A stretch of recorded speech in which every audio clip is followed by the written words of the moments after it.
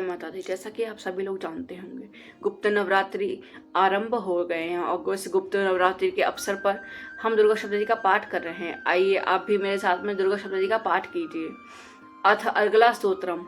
ओम चंडिका देवी को नमस्कार है। मार्कंडेय कहते हैं, ओम जयंती, ओम मंगला, ओम काली, ओम भद्रकाली, ओम कपालिनी, ओम दुर्गा, ओम क्षमा, ओम शिवा, ओम धात्री, ओम सोहा, ओम विस्वदा।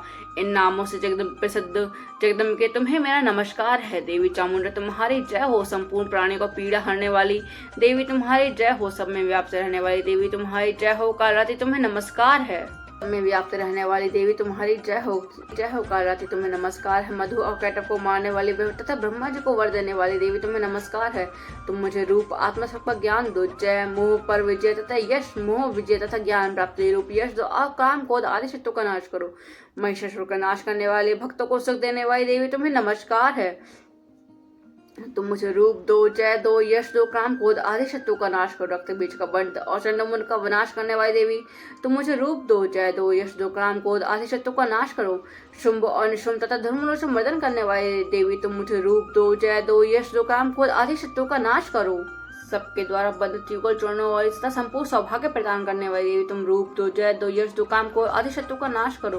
देवी तुम्हारे रूप और चरित्र अचेतन्य है। तुम समस्त शत्रुओं का नाश करने वाली हो। तुम रूप दो, जय दो, यश दो, काम को आदि शत्रुओं का नाश करो।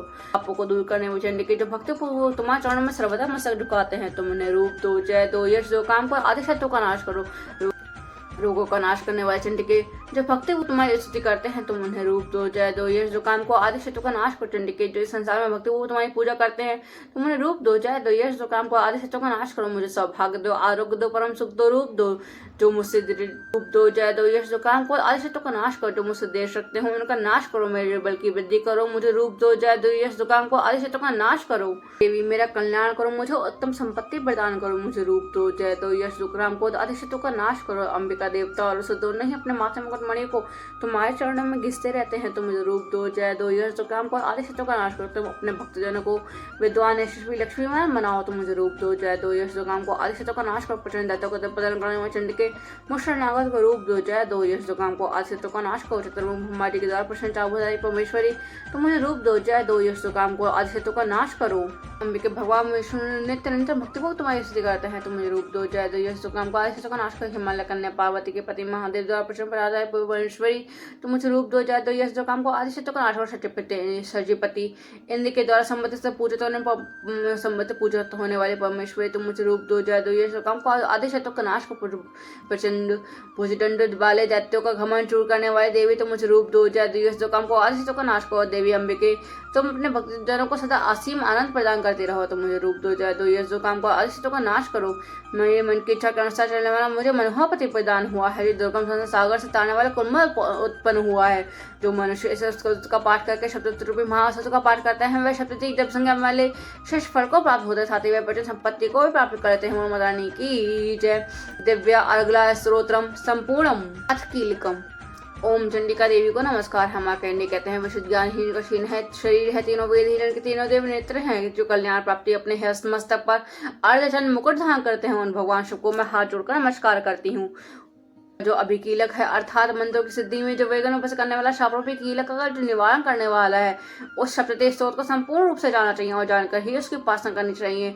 यद्यपि सप्तती के अतिरिक्त अन्य मंत्रों के जप में भी जो निरंतर रहता है, वह भी पूर्ण रूप से कल्याण का भागी होता है। उसके भी समस्त दुर्लभ वस्तुओं की प्राप्ति होती, तथापि जो अन्य मंत्रों का जप न करके केवल सप्तती के नामक स्त्रोत से ही देवी की स्तुति करते हैं, उन्हें स्तुति माँ से सच्चन और स्वरूपणी देवी सिद्ध हो जाती हैं। उन्हें अपने कार्य की सिद्धि के लिए औषधि तथा मंत्र किसी अन्य साधन के उपयोग की आवश्यकता नहीं होती। बिना जप के ही उनके उच्चाटन समस्त अभिचार के कर्म सिद्ध हो जाते हैं। इतना ही नहीं, उनकी संपूर्ण आवश्यक वस्तुएं भी सिद्ध होती हैं। लोगों के मन में यह शंका थी कि केवल सप्तती की उपासना, सप्तती को छोड़कर अन्य मंत्र की उपासना से समान रूप से कार्य सिद्ध होते हैं, तब इनमें से श्रेष्ठ कौन सा है। लोगों की शंकाओं को भगवान शंकर ने अपने पास आए जिज्ञासु को समझाया। यह सप्तती नामक संपूर्ण स्रोत ही सर्वश्रेष्ठ एवं कल्याण है। तदनंतर भगवती चंडिका सप्तती नामक स्रोत को महादेव ने गुप्त कर दिया है। सप्तती के पाठ की जो पुण्य की प्राप्ति होती है, उसकी कभी समाप्ति नहीं होती, किंतु अन्य जपों की पुण्य की समाप्ति हो जाती है। अतः भगवान शिव ने अन्य मंत्रों की अपेक्षा सप्तशती की श्रेष्ठता का ही निर्णय किया है, उसे अर्थात ही जाना चाहिए। अन्य मंत्रों का जप करने वाला पुरुष भी यदि सप्तशती श्लोकों का पाठ जप अनुष्ठान कर ले तो वह भी पूर्ण रूप से कला का भागी होता है, इसमें तनिक भी संदेह नहीं है। जो साधा कृष्ण पक्ष की चतुर्थी अष्टमी को एकाग्रचित्त होकर भगवती की सेवा में अपना सर्वस्व समर्पित कर देता है और फिर प्रसाद बुद्धि से ग्रहण करता है, उसी पर भगवती प्रसन्न होती हैं, अन्यथा उनकी प्रसन्नता प्राप्त नहीं होती। इस प्रकार सिद्धि के प्रतिबंध रूप को कीलक के द्वारा महादेव ने इस स्रोत को कीलित कर रखा है, जो पूर्वोत्तर रीति से निष्कलन करके फिर सप्तशती स्रोत का प्रतिदिन स्पष्ट उच्चारण के साथ पाठ करता है, वही मनुष्य होता है, वही देवी का पाठ होता है, वही गंधर्व भी होता है। सब रहने पर भी उस संसार में कहीं बह नहीं होता, वह अपने मृत्यु के वश में नहीं पड़ता था। देह त्यागने पर अंतरा मोक्ष का प्राप्त करता था। कीलक को जानकर उसका परिहार करके ही सब्जी का पाठ आरंभ करे, जो ऐसा नहीं करता उसका नाश हो जाता है। इसलिए कीलक और निष्कीलन ज्ञान प्राप्त करने पर ही यह स्रोत निर्दोष होता है और विद्वान पुरुष इस निर्दोष स्रोत का ही पाठ आरंभ करते हैं। यह निष्कीलन अर्थात शापोद्वार ही विशेष प्रकार भगवती को उपासना उपयोग तिथि की सेवा में उपस्थित होकर नायों पर धन पर विघात न करे। आरसी ये सारा धन तथा मैंने अपने आप को भी आपकी सेवा में अर्पण कर दिया है, अब इस पर मेरा कोई सवाल नहीं। भगवती का ध्यान करते हुए प्रार्थना करो। मानव जगदम्बिका तुमसे कह रही हूँ, बेटी संसार से यात्रा के मार्ग में विवाह करते हुए तो मेरा यह धन प्रसाद बुद्धि के साथ ग्रहण। इस प्रकार देवी की आज्ञा से उधर करके उस धन को प्रसाद बुद्धि के साथ ग्रहण करके और धर्मशाला के मार्ग में वह करते हुए सदा देवी के अधीन होकर रहे हैं। दान प्रतिग्रहण कहलाता है। इससे देवी शब्द का शापोद्वार होता है और देवी की कृपा प्राप्त होती है।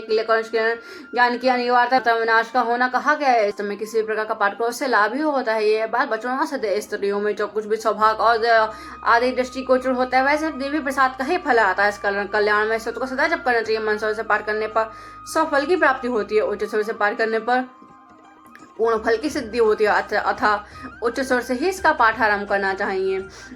जिनके प्रसाद से ऐश्वर्य सौभाग्य आरोग्य संपत्ति शत्रुनाश परम मोक्ष की भी सिद्धि होती है, उन कल्याण में चिंतन को मनुष्य से क्यों नहीं करते हैं। बोलो माता रानी की जय। इति दिव्यम कीलक स्तोत्रम संपूर्ण। बोलो माता रानी की जय।